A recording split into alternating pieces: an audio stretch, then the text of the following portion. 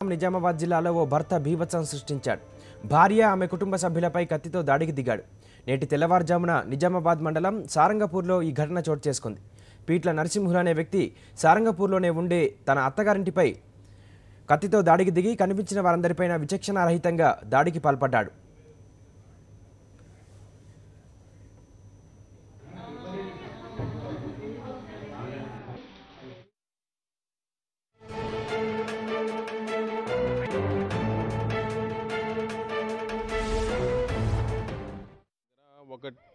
ఒకటి గంటల సమయంలో ఈ నర్సింహులు అనే అతను ఏం పేరు అతనే పిట్ల నర్సింహులు ఇతను సారంగపూర్కి వచ్చి వాళ్ళ భార్య తర్వాత ఇక్కడే ఉంటుంది, వాళ్ళ అత్తమామని వాళ్ళ తల్లిదండ్రుల ఇంట్లో ఉంటుంది. కుటుంబ సమస్యల కారణంగా వీడు ఆల్రెడీ మర్డర్ కేసులో నవీపేట మర్డర్ కేసులో ఉన్నాడు. జైలు నుంచి రిలీజ్ అయిన తర్వాత కుటుంబ సమస్యల కారణంగా వాడు ఇంటికి వచ్చి వాళ్ళ భార్య పైన తర్వాత వాళ్ళ అత్త పైన వాళ్ళ మరదల పైన అటాక్ చేసి అంటే సేమ్ టైం దానికన్నా ముందు వాళ్ళ బామ్మర్ది పైన వాళ్ళ బామ్మర్ది భార్య పైన అటాక్ చేయడం వల్ల వాళ్ళ ఇద్దరు భార్య ఆల్రెడీ చనిపోయింది. హాస్పిటల్ ఆన్ ది వేలో బామ్మర్ది కూడా చనిపోయిండు. వాళ్ళు ఇప్పుడు సీరియస్ కండిషన్లో ఉన్నారు. ఇద్దరిని గాంధీ హాస్పిటల్ రిఫర్ చేసినాము. ఇంకొక ఆమె ఇక్కడనే ట్రీట్మెంట్ తీసుకుంటుంది. కంప్లైంట్ తీసుకుని కేసు రిజిస్టర్ చేస్తాం.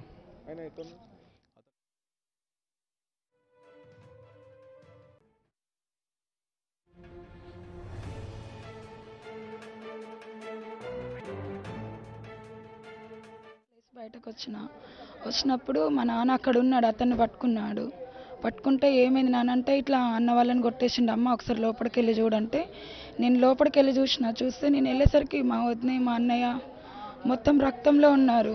నేను మళ్ళీ లోపలికి ఇంకా ఇంట్లోకి వెళ్ళే వరకు అక్కడ మా చెల్లె మొత్తం అక్కడనే రక్తంలో మునిగిపోయింది. ఒక చెల్లె బయటకు వచ్చేసింది, పెద్దమ్మ ఏడుస్తుంది. నేను మళ్ళీ తిరిగి మా నాన్న దగ్గరకు వచ్చేసరికి మా నాన్నని అతను ఏం చేసిండు, అంగి మొత్తం ఇప్పేసి మా నాన్న మీద కప్పడానికి వెళ్తే మేము మంచుకోక దొరకబట్టేసి అతన్ని అక్కడనే ఉంచేసి తాడు తీసుకొచ్చి చీర తీసుకొచ్చి అతన్ని కట్టేసినాం అక్కడ. లేకుంటే అతను వెళ్ళిపోతుండే, మాకు దొరకకపోతుండే. కానీ మేము అందరం లేసుట్లా ఆయన మాకు దొరికిండు. ఎవరు మరిదా సిర్నపల్లిలో ఉంటాడు, తీసుకెళ్ళిండు. మేము పోలీసులకు అప్పగించేసినాం. చెల్లె వల్ల భర్త అక్కడ ఆయన మంచిగా ఉంటలేడు, నేను రాను, ఊర్లో ఒక నలుగురిని తీసుకురండి మాట్లాడేసి నేను వస్తా అని చెప్పింది. సరే నేను నలుగురిని తోలుకొని వచ్చినప్పుడే నువ్వు పంపి అని చెప్పేసి వెళ్ళిపోయిండు. అంతే ఇంతే వెళ్ళిపోయిండు. గొడవ కాలేదు, ఏం కాలేదు. మా అన్నయ్య కూడా చెప్పిండు, నువ్వు ఊర్లో నలుగురిని తీసుకొస్తే నేను చెల్లెని పంపిస్తా అని చెప్పేసి చెప్పిండు.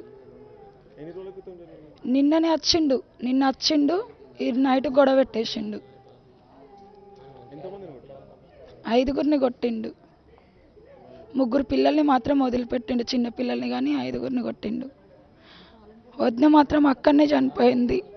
అన్నయ్య మాత్రం తెలియదు, ఎట్లున్నాడో తెలియదు అన్నయ్య. దీనిపై మరింత సమాచారం మా కరెస్పాండెంట్ విఘ్నేష్ అందిస్తారు. విఘ్నేష్, చెప్పండి, ఈ ఘటనకు సంబంధించి కారణాలు ఏమైనా తెలిసాయా? ప్రస్తుతం నిందితుడు ఎక్కడ ఉన్నాడు, పట్టుకున్నారా పోలీసులు? ఖచ్చితంగా నరేష్, ఇప్పటివరకు అందిన సమాచారం ప్రకారం ఒక 2 కారణాలు కనిపిస్తున్నాయి. ప్రధానంగా కుటుంబ కలహాలు, అలాగే ఈ మధ్య చోటు చేసుకున్న పరిణామాలు ప్రధానంగా 2 కారణాలుగా తెలుస్తున్నాయి.